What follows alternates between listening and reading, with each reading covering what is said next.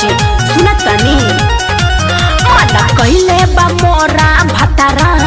पिचकारी से बा बड़ी खतरा देख जबरी न रंगवा डाला हो अरे डाला हो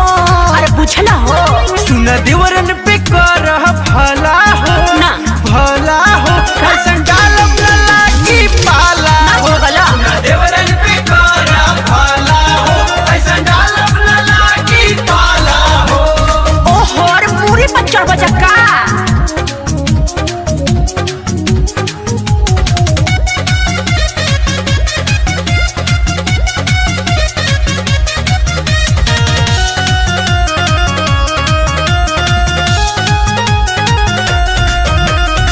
देवला साड़ी हमार साड़ी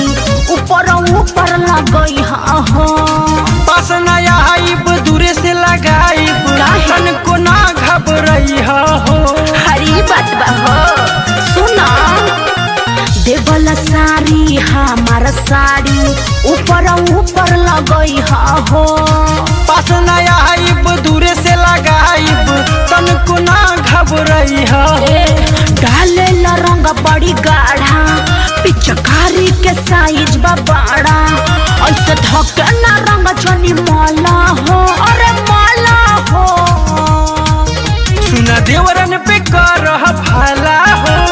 भला हो ऐसा डालब न लागी पाला हो सुना देवरन पे कर भला हो ऐसा डालब न लागी पाला हो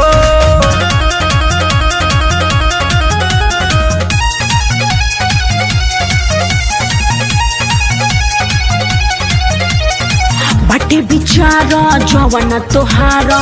रंग न पाइबा बाबू हो बिना लगवैले भौजी जहिबू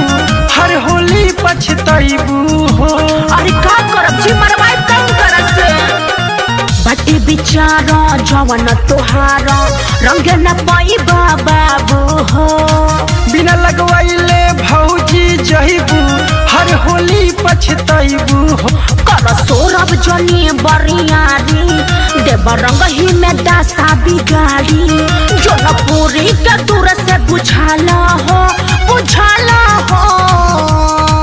सुना देवरन पे कर भला हो भला हो ऐसा डालब न लागी पाला हो सुना देवरन पे कर भला हो ऐसा डालब न लागी पाला हो हरि नामन बतावा रंगीला।